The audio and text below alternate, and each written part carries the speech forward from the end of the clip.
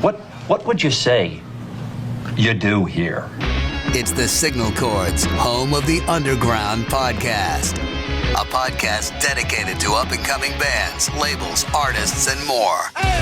Plug in and join your host, Brad Nunnery, as he dives deep into what the future of music has to hold and discover something new along the way. What else do you have to do? Hi, this is Nick from Fake News, and you're listening to the Signal Chords, home of the Underground podcast.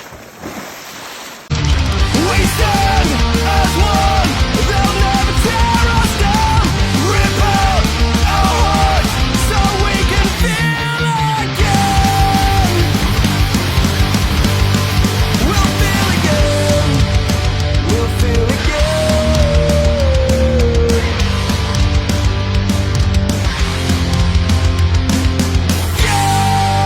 That was Hand of Doubt by our good friends in Fake News. It is off their Take Me Away EP released earlier this year. Many thanks to Nick for recording that promo for us. Really do appreciate it, man. If you want to find out more about Fake News, you can visit them online at fakenewspunk.com.au. All right, good stuff. What's up, everybody? My name is Brad Nunnery. This is Signal Chords, home of the Underground podcast, episode 12. Set to talk to us today is Alex Crook. He is the frontman for a band called Bad Planning, based out of Chicago. They released an album in 2022 called Et Fortes on Jumpstart Records. They are a self-described poppy melodic hardcore band, but they've got a mixture of pop punk, hardcore, skate punk. I don't know, you can judge for yourself. Right now, here is a song off Et Fortes. It's called A Year Without Sleep. It's on Signal Chords, home of the Underground podcast. You are colder than all this could ever be. Why someone like me let you wandering? Rapid shots around me. Floating edge because my wounds have healed and rested. Robbie's words. You're a year without sleep.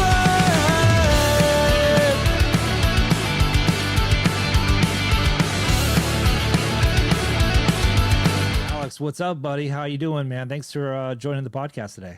I'm great, dude. Thank you for having me. Thank you very much. Yeah, so we just played A Year Without Sleep from your Et Fortes album that you released last year. Really killer music video, and we're going to get into that album and all that kind of stuff. But what do you remember about that music video and making that music video? I noticed you got a lot of those T-shirts up in the background and stuff, and probably trying to represent the bands that probably might influence you. I don't know. That's what I got from it. But what do you remember about that music video? I remember being really fucking cold because we took that shit in January in a garage with no heat, and Really? we were all just in like T-shirts and jeans and stuff. That's kind of the most outstanding thing that I remember. But I remember it really fondly. We had a bunch of different ideas for a music video, and obviously that one's a pretty stripped down, like basic thing. It's just, four dudes playing in a garage, with some like bands that we like. We just were like, hanging up their T-shirts, make it look kind of punk as fuck, so to speak, kind of thing. Sure. But, I remember it being really cold. I remember it being fun. The whole time period of when that came together was a really fun time period because we were like still, waiting back for some of the final drafts of the Et Fortes stuff. We had just been ripping a lot of gigs. We had just played with Lagwagon. We had just played with like a bunch of other really awesome bands that we love, and it was a really fun time. I remember like that time period more so than the music video itself, really fondly. So it was a really fun time. Oh, I love the transition between like the garage and the performance, the piece of it. You know what I mean? Like you start out in the garage and then you go on stage and all that kind of stuff. I thought man, that was, thank you. I thought that was really cool about that music video. So it's like kind of like it's like grassroots. You're starting in the garage. That's where a lot of bands start. And then next thing you know, you're on the stage. I thought that was really awesome about it, dude. I really appreciate that, and that was definitely part of the concept, if you will. But sure, yeah, like. I think there's two shows that the little excerpts kind of come from. One was a house show I threw at my fiance's dad's house. Okay. And the other one was, I believe, at Bottom Lounge, and that would have been with Lagwagon. So I remember that time period very fondly. Yeah. Yeah, I mean, you're gonna remember playing with Yeah. Lagwagon, right? Oh yeah. Yeah, I mean, Oh, you're gonna. absolutely. And how'd you guys get to open up? Were they just looking for local openers, kind of a deal, or how did that Yeah. come about? So, the show was being hosted by Riot Fest. Obviously, they're a huge, giant festival Sure. here in Chicago, but they also do like shows year round and stuff. And I had actually been inquiring with some of the staff about opening a different show for Riot Fest. It was for Hot Water Music, another one of my Oh favorite wow, bands. sure. So I had been inquiring about opening that one, and I don't remember why it didn't work out, and it's totally fine. Like it just things that sometimes they're not looking for an opener or somebody else already got asked, whatever. It's totally fine. So that wasn't available, but like a few days later, they're like, well, we have this opening. We're like, what is it? Like, oh yeah, you want to open for Lagwagon? Like, yeah, Yeah. we love to open for Lagwagon. Yes. Thank you. We'll take that, Yeah. So it didn't work out with Hot Water Music. And I'm, hopefully someday we'll cross paths with them. I'm certain we will. But it ended up so that, we couldn't do that one, but they offered us the other one. So it worked out really good. And Lagwagon was on board, and it was really, really fun. It's one of my favorite shows I've ever played. That's awesome. When was that? Was that last year? No, that would have been December of 21. So we had Okay. kind of just come back from the pandemic. Like we had, I think shows had opened up in like summer of that year for the first time, and our first shows back were in October, and this was in December. So we had just been playing back for a couple months, and Yeah. I mean, Well, it totally took us that's by one hell of a surprise. way to come back. Right? Yeah, it was. Yeah, You're coming back with authority, right? come back with authority, and Yeah. yeah, it was a really fun time. No, that's it's Lagwagon. I don't know if you know, but they're one of my favorite bands of all time. I think you and I have chatted about it, but Yeah, we have. on I Instant think you had Messenger. your off But the Millen Collins shirt, so yeah, I mean, yeah, I'm 90s punk all the way, man. hell yeah, bro. So I got the Fat Records banner in the garage, like awesome. anything related to that whole 90s epitaph, whatever you want to call it. Absolutely, yeah. Any under those umbrella, I'm all about it. So that's what I love about your band, and I love about Et Fortes, because it reminds me a lot of that time, but you mix in a little bit of hardcore in it, and Dude. you have so many different like genres and stuff, and you're one hell of a screamer. I don't know why you don't scream more during the record, because I'm trying to looking for that because you get that one hardcore song. I think that's like track number 2. Yeah. And I love that song. I'm like, oh hell yeah, this guy can belt it out and sing too. Dude, I'm like, he needs to do more of that shit, man. thank you. Thank you so yeah, much. yeah. You'll be very, very pleased with what we're making right now. I'll say that. This hoarseness you hear is from a pretty gnarly recording session we just finished in Milwaukee. But that's the highest compliment. So thank you very much. We've always been a band that, a lot of people, and this isn't wrong, but it isn't what we do. A lot of people want to have like their hardcore band, and they also want to be in a pop punk band, and they want to be in like a skate punk band. But our favorite bands were kind of some combination of all of those, and like bands like Such Gold and bands like Lifetime. It's like they, it's kind of pop punk, it's kind of hardcore, it's got something for everybody. It's just good punk rock in general. So that was always our goal. We love Fat Wreck and Equal Vision hardcore, like in equal amounts kind of thing. Like you're just likely to find us at a Comeback Kid show as you are a Get Up Kid show, as you are a Face to Face show. You're just as likely to find us at any of those places. Hot Water Music, all that kind of stuff. You're just as likely to find us anywhere. And so that's what the music represents. So to hear that compliment, to me, it's the highest compliment. So thank you very much. That's always been the goal.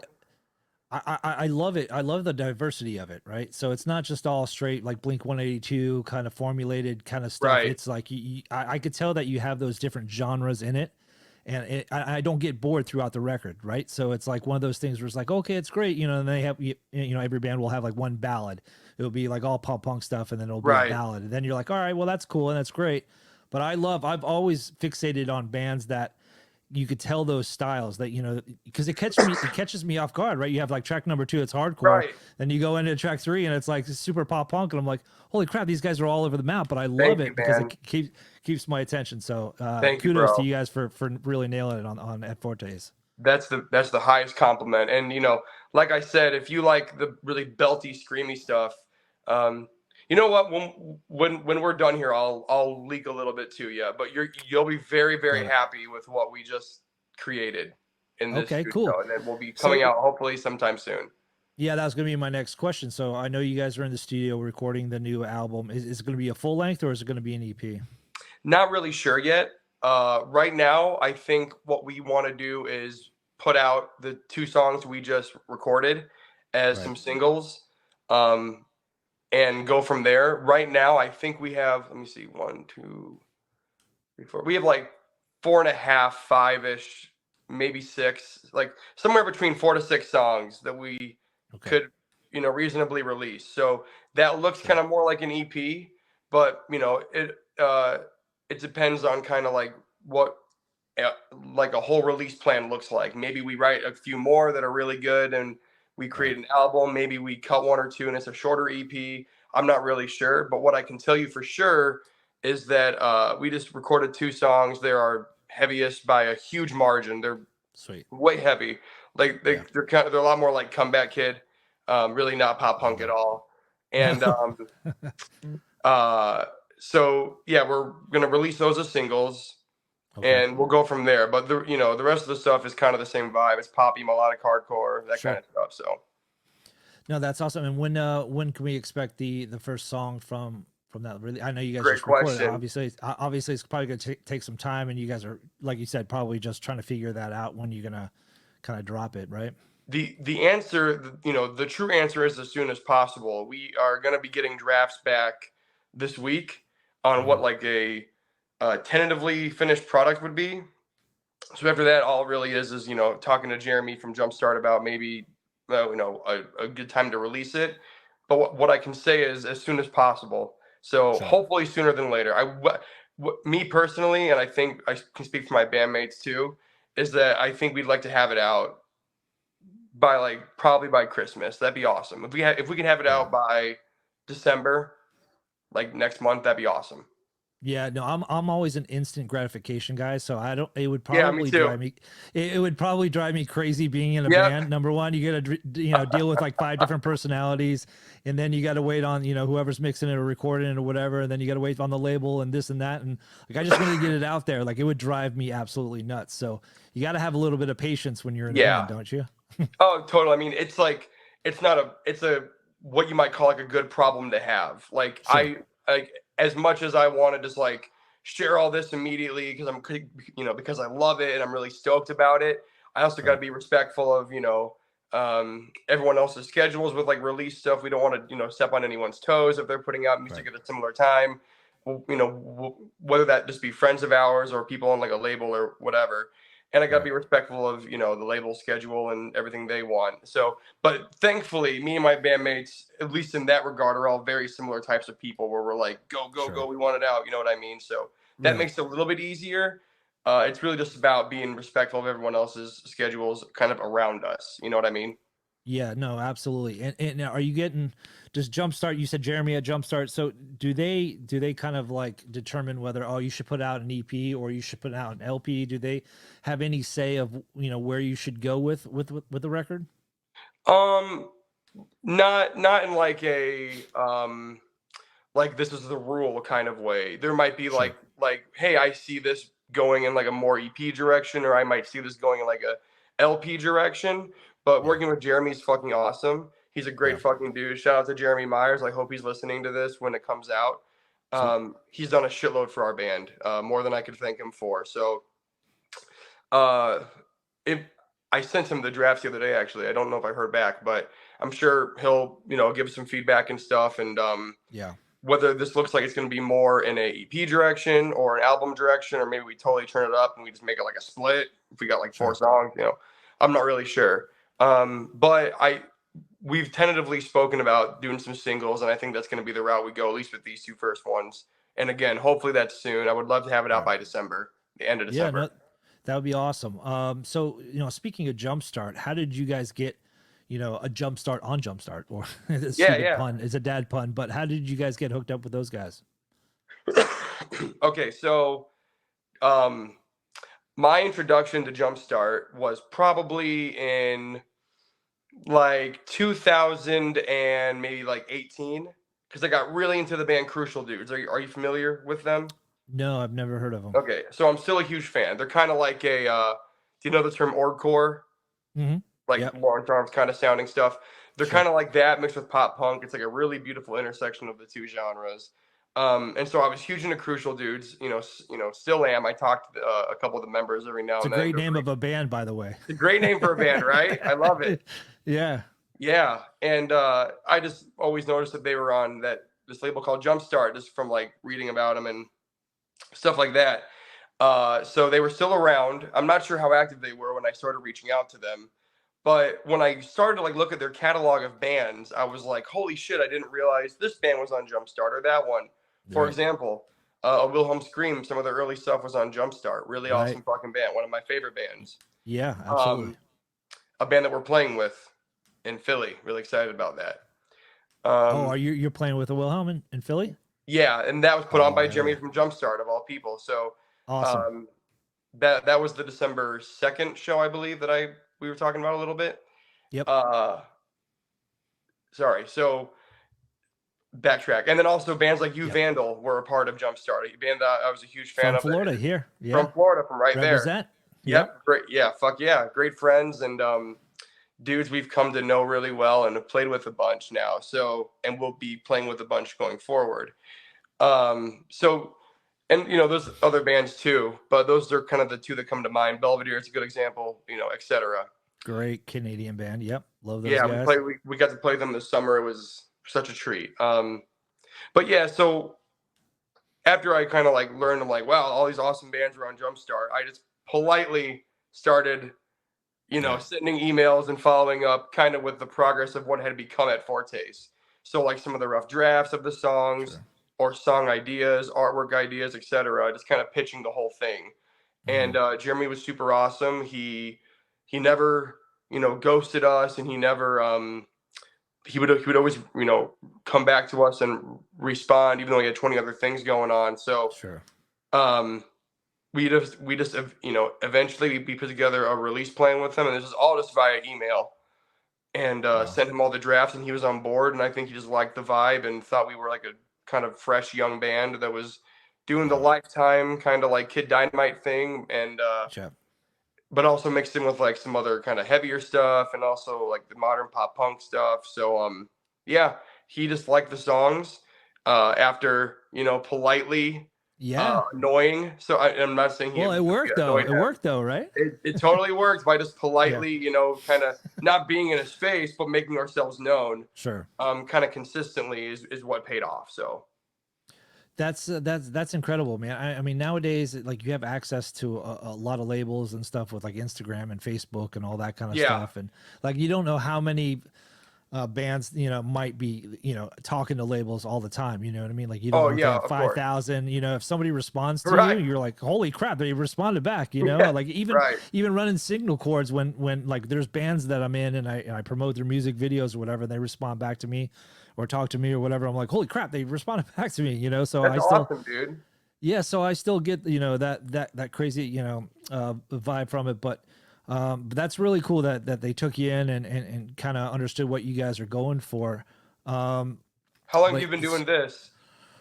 I've been doing this since 2020. Nice. The podcast I only started not even a year ago. I think I started the podcast and I actually started filming probably about around April. I think April or May is when I started the podcast of last year. Nice, dude. Well, I love the podcast. I'm a fan, so keep it up. Oh, thanks, dude. Yeah, no, it's a work in progress, like anything, like songs or how you work things. I'm still trying to learn all the technical aspect of everything, but you don't get anywhere far if you don't keep on trying. No, try to do That's it. what I always say. I always say if you just don't like for like young bands and stuff. Yeah. People trying to start a band. I tell them the same shit pretty much you're saying. I'm like, just don't break up.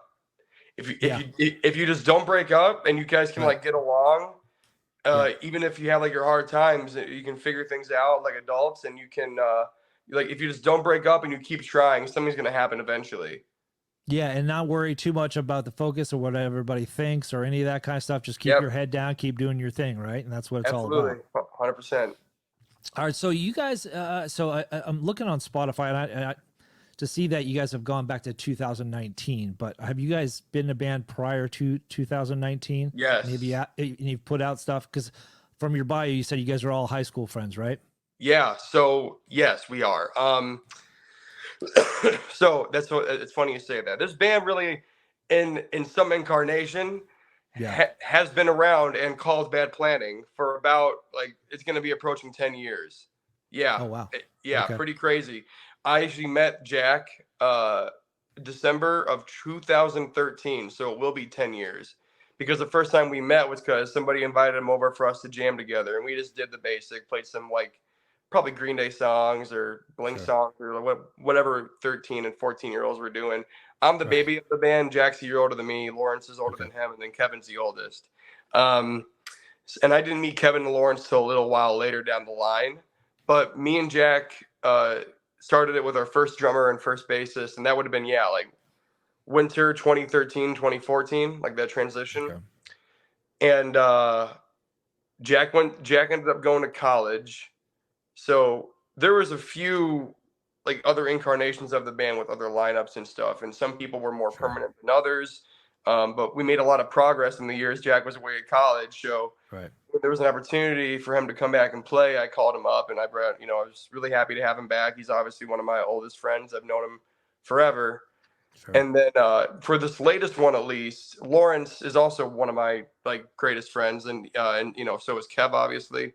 Laurence was in a band called Semester Abroad. They are still kind of doing stuff, and I kind of help him on guitar. Okay. But I met him in high school as well, and we became fast friends, and we played a billion shows together. Semester Abroad and Bad Planning used to play together all the time. And first we shared a drummer for a little bit. His name was Miles. He's still a friend of mine. Okay. And Laurence eventually hopped on bass, and that's where he is now.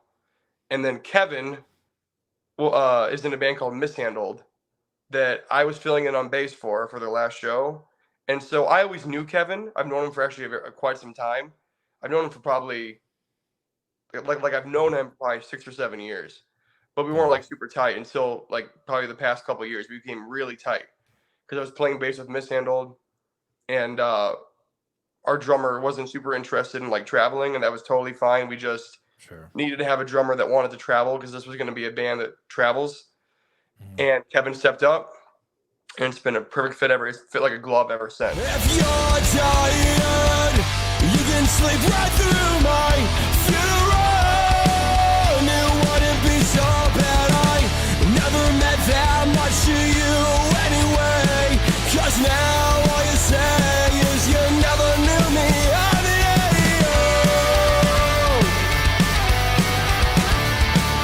If I might add, for Laurence and Kevin, it's a little crazy for me.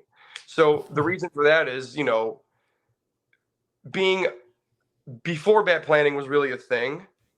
The only reason that I had the inspiration to want to create it because I was going to see local shows.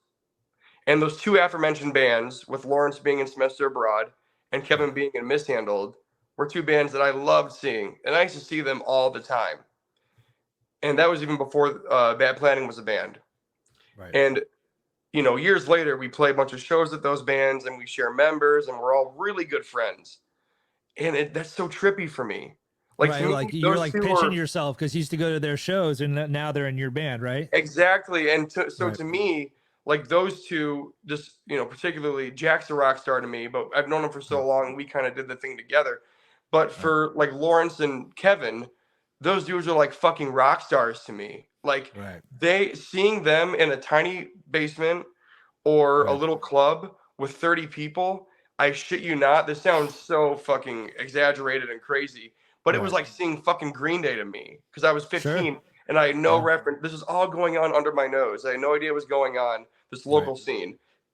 And that's not just them. There's Action Adventure, same deal. There used to be this awesome band called Coastlines, same deal. And there's a bunch more that I'm not going to be able to fit in, just because if I start talking about them all, I'm going to be here for hours. Right. Tiny Kingdoms and Good Enough. So I got to stop myself. You know what I mean? Yeah. But there's so many. And it's just trippy that we're bandmates and we're best buds and we're fucking traveling and playing these crazy shows. And those dudes will always be like rock stars to me. They just will. No, that's so funny because you hit a little vein right there, because there are bands that I've been into that nobody in my circle knows anything about, and they're not like the biggest bands ever. And I'm like, hey, so and so, I'm bragging like, hey, I'm talking to this person online, blah blah. I'm promoting their music video, and I'm so jazzed, like a little fanboy, you know what I mean? Yeah. And I'm talking to my friends like, yeah, we don't get it. I'm like, okay, well, talk to you later, big ups, huh? So it's a I little, bet that but same like, shit, man. but it's like those, these little bands that I'm into, because that's what I love. Is Yeah. I love finding those bands that are. I hate the word cliche. I mean, it's in our title of the podcast, underground, but they're not underground to me, right? Because I'm discovering them. Yeah. I'm like, all right, great. Like, I'm starting to love these bands, and I'm getting into the bands that I'm discovering. I'm getting the bands like Wes Hoffman, and Yes, love Wes. Great friend. band called Wires, band called everybody that I've interviewed, I've become a real true fan of on this podcast. And so, like, I'm just like, it's pretty cool that I get to interview, you and thank Bad you, Planning, man. because I become a fan of your band. So that's what really does it for me. So I get what you're saying. Like, you got to pinch yourself, right? That you're in a band that you grew up, watching their show. So that's really awesome. Yeah. And yeah, go ahead. just, I guess last thing, like just being like their friend, like it just makes me, it's almost more validating than being in a band with them, Sure. like Yeah. we're creating, we're all like, I just like my best times in the band, and a lot of band members will tell you this, is just acting like a fucking goofy jackass with your friends. Sure. You know what I mean? And then playing shows. Like, I don't particularly love recording. I like writing when it's cathartic, but I enjoy performing with my friends and acting like a fucking fool with them way more than anything else. You know what I mean? So, Right. and I'm very grateful. And that goes beyond my bandmates. It goes to a lot of people that are just in the Chicago scene that were super nice to me. I'm a baby compared to all these people. I'm 24 right now, and I met everybody that I kind of am acquainted with in my adult life when I was probably like 16. But that was unbeknownst to everyone, because they were all like my age, So, everyone was, people just being nice to me. I'm still super grateful for it, and I have so many lasting friends from all this crazy bullshit. It's the best thing ever. And you're still young, and you're going to still have all these experiences and meet new people, especially the more that you go on the road and the more music that you put out. I mean, I'm jealous of you guys, because you guys can go out and see the world and see and meet fans and meet other bands and get on this bill, or play that show, play this show. And speaking of shows, let's talk about the one show that I keep kicking myself in the ass that I never go to, which is called Fest in Gainesville. Oh, dude. I was just going to ask you, where are you in Florida? I'm in Orlando, so I'm about an hour and a half away from Gainesville, which is not a bad trip. It's a boring trip, but it's not it's definitely an overnight trip. You can't drive home the next, later that night after seeing shows at 3 o'clock in the morning. But but we have a lot of friends in Gainesville. I've been to Gainesville a whole shit ton of times. Beautiful town. I love the scene out there. But I every time it's here, it's around Halloween. And I know you have kids. I have kids. And that is probably the worst time for me, having 3 kids, to try to go see Fest, because I got to leave all my kids, or my wife and I have to hire babysitters for the weekend. So I know you guys were on it. Did you guys play at Lucy's? Where'd you guys play at? Yeah, we did Lucy's on Friday at 4:30, and it was fucking. We weren't really playing against anybody. Sorry, that's the wrong word. I hate the word playing against, because that's annoying. I mean, it's not like a fucking competition. We were not playing at the same time. Like up, at the same time. Yes, we were not playing at the same time as anybody else I don't think there was anybody else playing. But in any case, it was at capacity. So much so that my fiance had like a hard time getting in the fucking venue. Really? Yeah, and so did Kevin and Laurence stepped out for a little bit to go do something. They were coming back, like, you can't come in, it's at capacity. Really? Yeah, they were so fucking awesome. I love Lucy's. I love the Fest. Great staff, and obviously the bands were just like, it was like a fucking, please pinch me. It's not happening, God, I mean, there was. I went back and looked today to see all the bands that I missed, and I felt really sad because I'm Oh like, man. I know Quicksand was there. They're one of my Yeah. favorite bands of all time, and I know Gorilla Biscuits play there too. Of course, Yep. that's Walter's other project, Walter, yeah. well, his original band. But there's so many. I mean, there's so many bands. A, number one, that we help promote here at Signal Chords, but B, bands that I've grown up listening to. So it's like, I have these bands that are asking me, "Hey, are you going to fest? Are you going to fest?" And like, I can meet all the people that I've been communicating with, Yeah. over the past few years, and I'm like, "Yeah, I'm going. This is my year. This is my year." I tell everybody, "This is my year," and then it just seems to get harder and harder because the kids get older and older, and the costumes get more elaborate, and my wife has to make them, and she can't afford for me to leave for a few days and take care of all the kids. So it sucks, man. Oh, I'm sorry to hear, man. The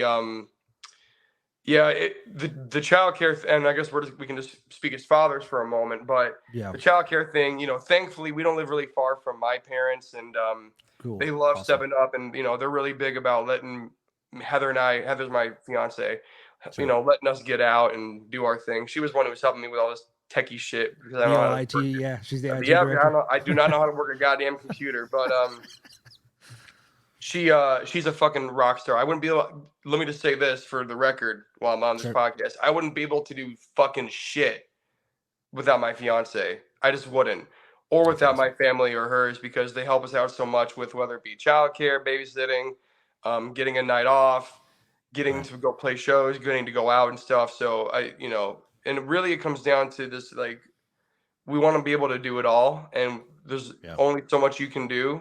So we have a lot of help and stuff, and it's awesome. And we love cherishing time with our kids, and we just make sure we balance it with time to go be punks, I guess, so to speak. Yeah, but it's like time management, right? Like you have time to management, yeah. So like right now it's 8:00, and like trying to do this podcast, I started off doing Saturdays. I'm like, all right, I'm going to do weekends. It'd be totally easy. And then once I start, like it's great. None of us have to work. None of us have busy schedules. I thought it was a perfect thing. And then each Saturday would come and I would interview a band, and then like a Sunday would come, I'd interview a band, and it's the hour that my kids absolutely lose their effing minds. And so, and like my wife's like chasing around. I gotta hit the goddamn mute button, or now we got like 2 dogs, and now I gotta hit the mute button because the dogs are barking, the kids are screaming. Man. So I'm like, you know what? And my wife's getting mad at me because I'm in here like chilling, talking to rock stars while she's out there like picking up poop in the yard. And so man. I'm like, okay. I was like, okay, let's just meet like a happy medium, right? So I'm like, let's test out the 8:00 at night. If people are up in. I interview people all over the country, but hell yeah, dude. It just seems a lot more. People have daytime jobs and stuff, so sure. Those Mondays through Wednesdays are pretty open. And that seems to be working now. But time management, it's all about being a father and trying to be a punker at the same time. And enjoy doing what you love. And if you have a great base like your parents and her parents and all that kind of stuff to help out with the kids, man, that's awesome, bro. Well. Thank you very much. It is, and it does come back to her a lot because she's just the fucking best person. I'm the luckiest son of a bitch alive. I truly am. She's just the best person. And so like trying to do fest and stuff, it worked out. We all had a great time, and the kids got watched. And so when how did so you got on Fest, did you get on it because of Jumpstart, or did you submit a package and they said, okay, how does a band get onto Fest if there's bands out there wanting to do it? How do you necessarily get into Fest or get on the bills? We had a word thrown in from our label rep, Jeremy. He was fucking awesome about it. I think he's been he's obviously had a lot of his bands play Fest. We had tried in the past a few times kind of on our own, and to no one's fault, and to no one's, it just didn't work out. To absolutely no reason other than there was just that they were full, or we kind of picked the wrong time. So for someone like our label folks like Jeremy, who's kind of in and knows like the correct timing on that kind of stuff, he's the one that made us known. So again, yet another thing that I have to thank Jeremy for throwing our name in the hat and for making us known so that we could actually get in some kind of communication. It wouldn't have happened without him. He's very helpful. What was one of the favorite bands that you saw at Fest? Oh, thank Or you for is that. it- Thank you for asking. Is the list too long, or It's, do you know it's exactly way where too you're going? long. It's way too long. Here, let me Yeah. tell you the thing about Fest that I liked the most. And strangely, it wasn't necessarily the bands. My favorite part was obviously watching the music. But here's a Right. unspoken favorite part, right? Right. The whole town of Gainesville, it's not. I don't think it's that big, particularly. It's not No, like it's not. It's not like Chicago, where Oh where no, it's a where we two-horse live. town, dude. Like if it wasn't for that school, there'd be nothing there. Exactly. And it's a wonderful town. There's wonderful Right. people. And for 3 or 4 days or whatever, the whole Right. fucking town is just punks. Yeah, How fucking cool is that? And That's amongst awesome. those people is a shitload of dudes in like my favorite bands just walking down the street. Like Yeah. I would walk down the street and I got to talk to like the people, like dudes from like Strike Anywhere or No Yeah. Trigger, Such Gold, Taking Meds, like Gorilla Biscuits, Painted Black, Direct Hit, and there was a combination of like all my heroes from bands like that, The Descendants, Boll Weevils, Right. etc. Yeah. It was the combination of that, the Wonder Years, whatever. I could just go on and on and on and on Right, about sure, bands I got sure. to hang out with and talk to. It was the combination of my heroes like that, and then just homies walking down the street. Oh, it's the dudes from Tired Radio and You Vandal, and Yeah. like all those kind of bands that are more like our size or whatever. You know what I mean? Sure. So it was it was such a cool mix. That was my kind of unspoken favorite part. My actual favorite part of like the sets, like you said, it's too many to name. Right. There were bands that I had never gotten to see before that I was really excited I got to see. So those kind of have a higher tier for me. That's bands like Painted Black. Oh my God, they were incredible. Obviously, Lifetime is my favorite band. So seeing Yemen do his thing was fucking. Right. It was like seeing God. I don't know. It was like seeing. Yeah. It was just incredible. Sure. Vinny from the Movie Life did a really fucking awesome acoustic set. He played some Movie Life stuff. You Vandal, obviously, Descendants, Tired Radio, All, Lucero, Gorilla Biscuits. I was blown away by every band I saw the whole weekend. I really was. No Trigger. I watched them like twice or whatever. Direct Hit. It was just you said it already. The list would be way too long if I start going. Holy shit, this band was amazing. I can't do it, No, I couldn't even bring my wife if I went there because I would be nerding out. So I would be nerding out so much. Like she's like, Brad, just because my wife's not really into music and stuff. I let her listen to stuff, but she's not into that kind of stuff. But I would just be like totally nerding out, like I was at Comic-Con. You know what I mean? Like a Star Wars fan. That would be my Comic-Con. Yeah, thankfully Heather that's like her shit. That's how we met. It's how we bonded a lot when we first started dating and stuff. I actually proposed to her at a show that Bad Planning played with the band Handguns, if you're familiar. We played Handguns. We opened for them, and I was filling in for Handguns that night, and Bad Planning had just finished, and I was like so nervous I was gonna fucking puke. Right. And they were like, "Just do it, motherfucker!" So I did it. It was awesome. Did you did it on stage? I did it on stage in front of a few hundred people. It was awesome. Oh shit! Hell yeah! Did you get pictures and video and all that stuff? Yeah, it's all up and everywhere. It's a beautiful moment in my life. One of my favorite show memories. But thankfully she's really into that stuff, and she had as much of a ball as I did. She got to watch the Wonder Years play 3 times. That's her favorite band. Cool. So I got to see all my favorite bands and stuff, and she got to see hers, and we got to hang out in the beautiful, Floridian autumn. Like what can you guys have? Dude, you have a wonderful autumn. Dude, Ours it's perfect. Sucks. Yeah. Oh, I was about to so ask lucky. you how freaking cold is it right now up there? Cold as fuck, bro. It's cold and rainy and dark. It's cold as a motherfucker over here. Yeah. I've been to Chicago many times. I've been to Chicago many times, and I was in the Navy, so I went to Great Mistakes or Great Lakes, Illinois. Very nice. And we would take the train every weekend when I was in school to Chicago, and we did a whole bunch of radio promotions and stuff when I was in radio in Chicago at the House of Blues and all that kind of stuff. So I know how cold it is up there and how cold it can get, and that wind. Dude, man, they don't call it the Windy City for freaking nothing. No, they don't. It's cold as shit. We came back, and so it was 85, 80-ish in Gainesville the morning we left. And then we got to the airport in Orlando and flew back. And it went from that 85, like beautiful sun, not super hot, like we're wearing shorts and t-shirt, to fucking snowing here. Yeah. And then Oh, my poor that's a kids, reality they're hit. so little. I can't justify taking them out trick-or-treating in the snow in the dark for like that long. So they still got to do it, but it was just like kind of an abbreviated version. They're just too little. Yeah, how do you do that when it's like that cold out? How do you guys do trick-or-treating? Well, I'll tell you what, that's the other problem with Chicago and kind of Illinois is that there's been Halloweens. Like there was a few times when I was a kid, it was 90 degrees on Halloween. There's also times where Halloween, like this year, was snow and it was ice. So it's unpredictable. It's unpredictable. That's the problem.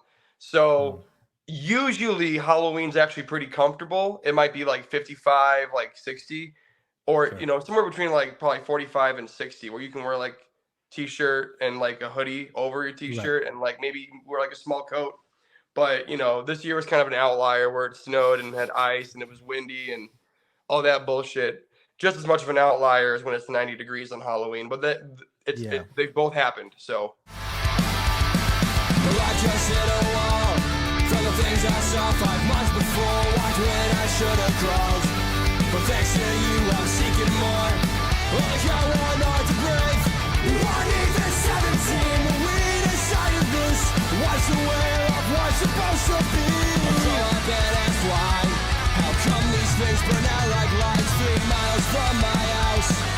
Neighborhoods and streets at night. Remember when things weren't so bad? We were so young, but I'm just glad we had that sacred time to share before you left so forward. Wow. And how far do you live from downtown Chicago? Like, are you on the outskirts? I live like 45 minutes away right now. I've lived much closer before. Right now, I bought a house this summer with my family. Nice. Congrats. Thank you very much. I bought a house this summer. So we moved kind of farther away than we might have wanted to, but we still make all the time we need. The nice thing is we're kind of close to Milwaukee now. Like we're way closer. And that's a city I love spending time in. A lot of amazing bands, shout out to Bad Crime and Honey Creek. Okay. Yep. So, and a million others, but yeah, we love the city of Milwaukee, so we can spend more time there too.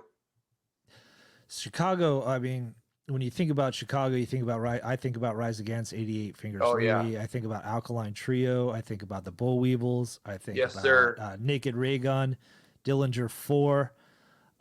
So is there a lot of, I guess, bars or event places where you saw those bands and grew up, and was that kind of like your catalyst to where bands like those you would see every night and like, I got to do this? Or how'd you first get into music? And what inspired you? Was it going to these shows, or was there like something that you heard on a CD or yeah, whatnot? I mean, I love that question. Okay. So, my introduction to like punk and punk rock and pop punk and skate punk and hardcore and emo and, everything was the same as everyone else's. I'm not special. Like the Green Day, Offspring. Yep, exactly. Stuff, Green Day and Blink, right?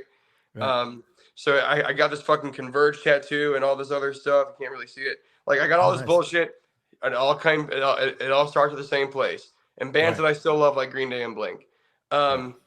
So I was probably like in 5th grade, and this kids at school had showed me like Green Day and stuff, and I just absolutely loved it. I loved how simple it was. It sounded like something that a kid in his garage could make, which is what Bad Planning ended up becoming anyway, right? So a lot of my childhood, I actually grew up in New Jersey. And in hindsight, a lot of my favorite bands were like bands that came from New Jersey. And I always wondered, like, what if I had been a young adult in Jersey? Instead of a fucking child, I could have, been friends with all different people. But I love the friends I have in my life and the scene now. But anyway, so my introduction was Green Day and Blink. And then later on, that just became, it's like the rabbit hole, right? Then it becomes Black Flag and the Descendants. And then it becomes like all the bands that, after that, just the floodgates open and everything explodes into everything that I love and have, records of and listen to now. So when I finally came around to like, okay, what's like Chicago's role in all this? Because like, to me, punk was a thing in Southern California. It was a thing in New York. It was a thing in New Jersey, and it was like a thing in Canada.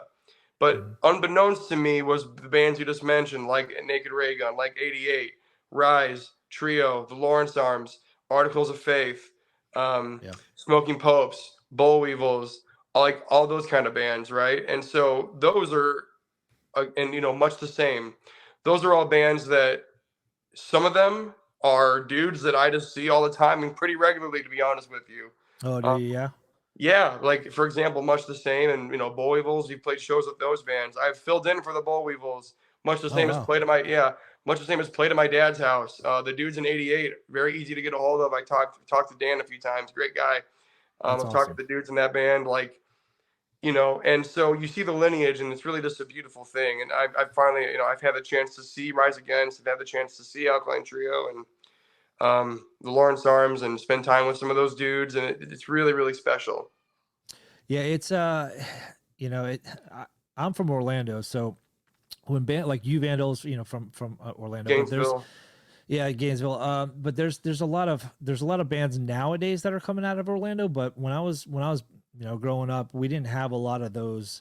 We had those local bands that spent a career just being locals. Yeah. And That's a fucking awesome thing, by the way. no, it's an awesome Love gig. it. Like the super villains. One of like the band that I grew up watching perform when I was 18, 19. This band's been around for like 20, 25 years. Nice. The super villains, and they've opened up for Authority Zero and Less Than That's Jake, awesome. and they're all friends and all that kind of stuff. Fucking But awesome. like I love they that. could be like the next biggest band, and like I always wonder why they haven't taken off and gotten to that level yet, even though they deserve to be, because they make great music. Sure. But yeah, so Orlando is kind of like one of those weird kind of locations to where it's a transient kind of city to where people are just moving in and moving out. Yeah. Kind of a deal. But Chicago has that heritage of, yeah, I grew up in the snow. I grew up here. We want to play some shows just to get out of the snow, kind of a deal. Right. It seems like there's more of a music vibe, right? It's more of a big town kind of a feel. And Orlando is just kind of a, I don't know. It's like the Atlanta airport. People are coming and going. This Isn't Orlando hardcore a pretty big thing right now? Yeah. So yeah, I've been out of the scene for a little while just because, like I said, I haven't really got into it, and I see shows that the bands that I'm into that come into town, but it's been a while since I've actually been in the scene and do it. But like I said, there's a lot of bands that are out there now that I'm like, oh, they're from Orlando too. There's 408. There's a lot of pop punk here. Oh, okay. Cool. But there's a lot of metal. I mean, there's metal everywhere. That's what I grew up. There's like metal band after metal band when I grew up. A lot of my friends were in metal bands and stuff. So nice. Punk was weird. Like I discovered like you, kind of the Green Day and Offspring and stuff. But I went in the Navy, and I had a buddy from LA, and he was into the Vandals and Black Flag, and he's like, "You listen to that Offspring bullshit? Listen to this." He would always make fun of me because I listened to the punk stuff that was on the radio. Sure. Just because I didn't know too much about it. I'm from Florida, I'm like, all right. I was into metal at the time, and he's like, oh, you got to listen to the Vandals, you got to listen to Blink, you got to listen to the Descendants and all that. Like you said, it just spawned, right? It just grew like a sponge. You know what I mean? That's how cool punk is, because there's so much out there back then. Yeah, and stuff. Oh, absolutely, dude. And I should add something too, is that my parents, before I was born, my father worked in Southern California, and he lived there, and my mom lived there with him too. And this is before I was born, but that was in the 90s, so he was there for the explosion of Bad Religion and The Offspring and Green Day and NoFX and stuff. Like he was, and That's Sublime, awesome. bands that opened the floodgates for you to find a band like Black Flag or the Descendants or All and shit like that. You know what I mean? Yeah. And Circle Jerks, and we can go on and on about all the bands that get opened by that floodgate. But he was living in California for that explosion of Bad Religion and Green Day and The Offspring and stuff. Yeah, that must have been a hell of a time. I was out there in 99, 2000. That's when like System of a Down was like really that was like the bee's knees and Rage Against, Rage is late 90s too, but yeah, I missed that whole like scene. That's one of the reasons why I moved out there. I went to a recording engineering school at Full Sail because I wanted to record bands and all that kind of stuff, and think I wanted to be in the studio. And I had these grandiose ideas of going out and running a studio or being a board op or being an engineer and all that kind of stuff. And those dreams crashed very, very early on out there. But I had a really good time. I was out there for a couple of years. I was out there during 9/11 and stuff. So I have a lot of history out there with LA. Oh So yeah, man. Yeah, I've only been a couple of times, maybe if maybe a time or two, but it's always been a cool place. Like LA Punk, yeah, obviously, like you were saying, is just legendary. Even before all that Bad Religion and whatnot, and Green Day, it's the yeah, Germs, and it's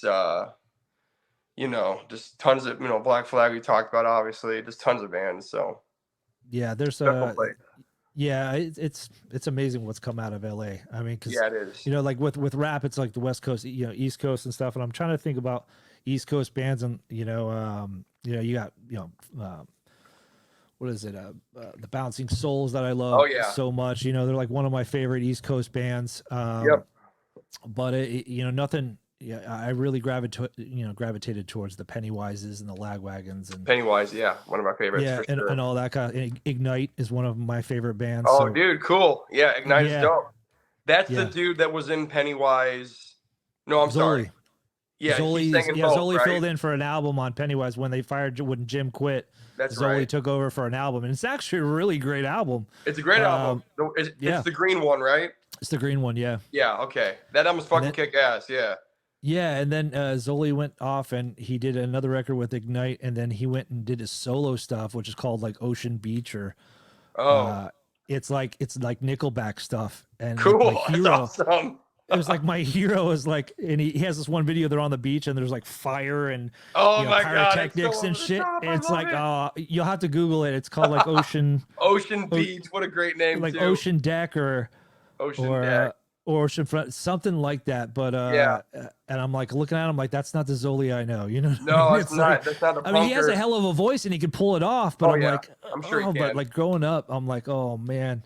But I awesome, love dude. the new singer. I love Eli, the new singer of Ignite. He fucking took over and they're killing it, man. So I really love those guys. I was gonna say, maybe you can relate to this. Speaking of Jim Lindbergh not being in Pennywise for some time, I'm sure you've seen it a million times.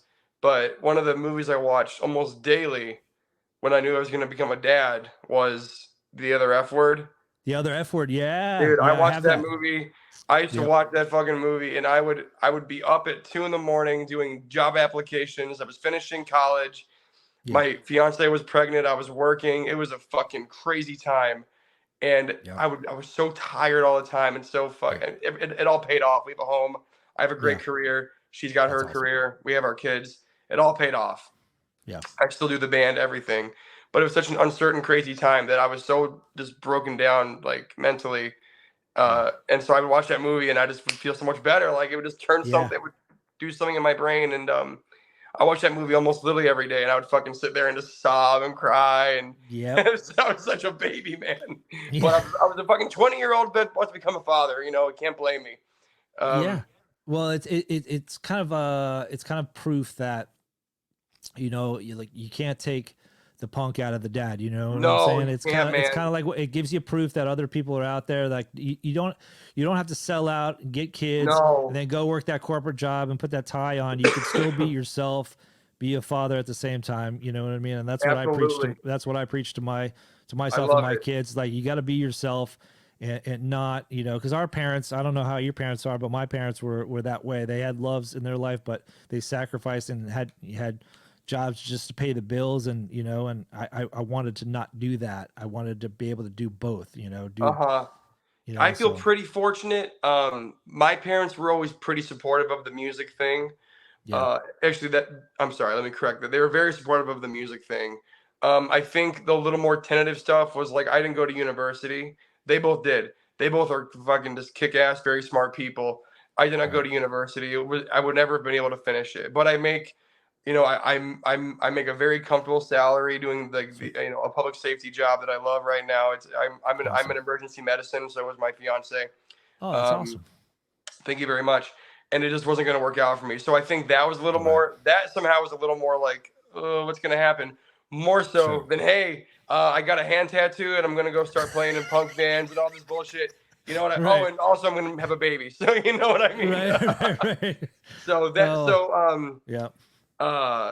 yeah, man, that they've been pretty supportive. Most of my youth was sports. I wrestled. I was on the national team a couple times.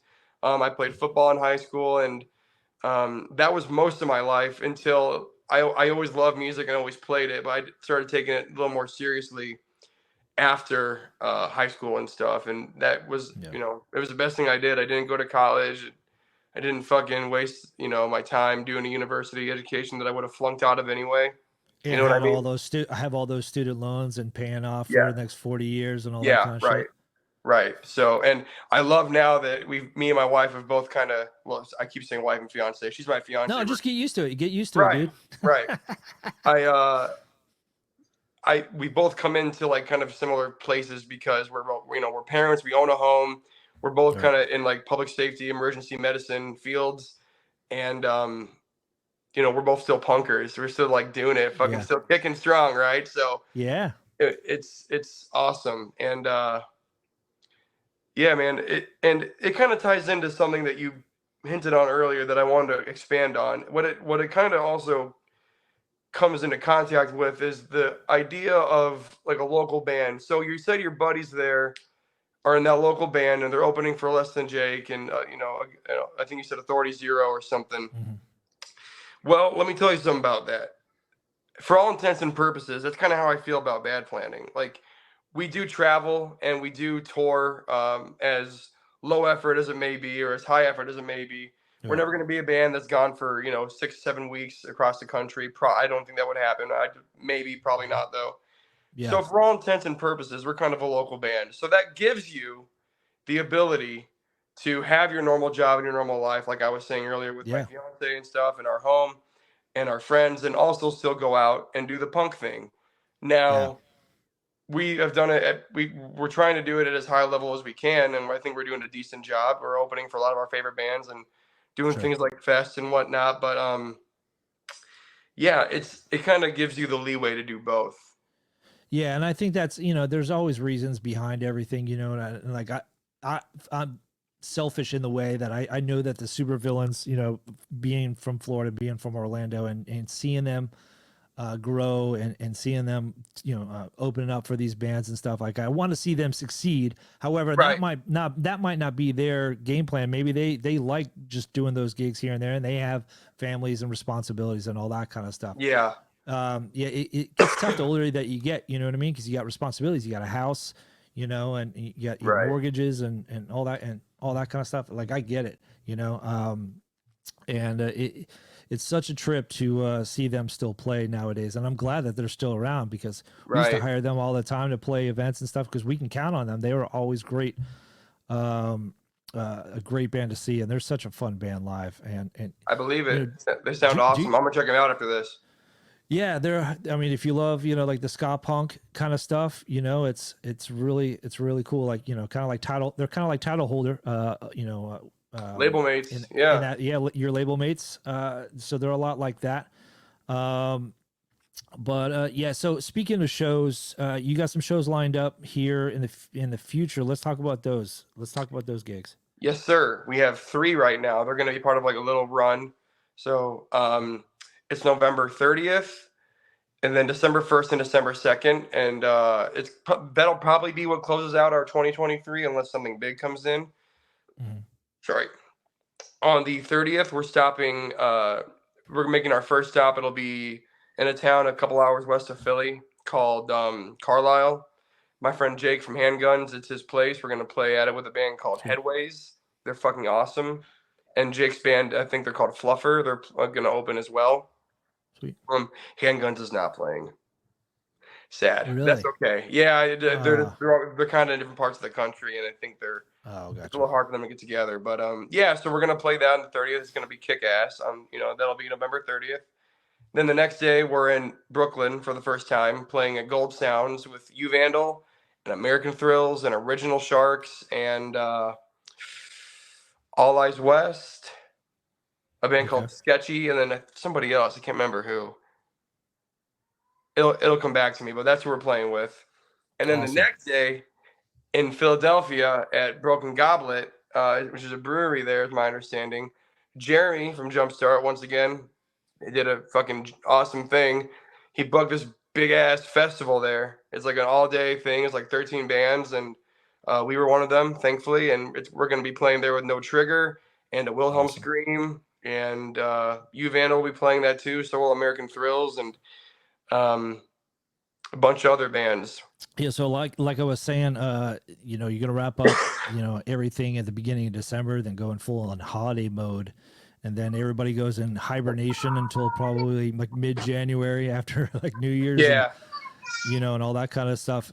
So I know you guys you got more studio time Yep. between now and the end of December, or what's that looking like?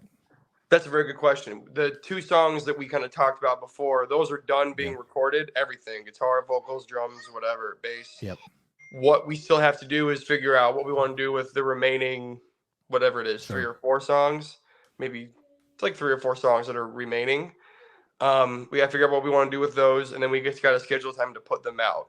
The good thing is for a band like us that's busy, we all work full time and all have our own responsibilities and still do this band.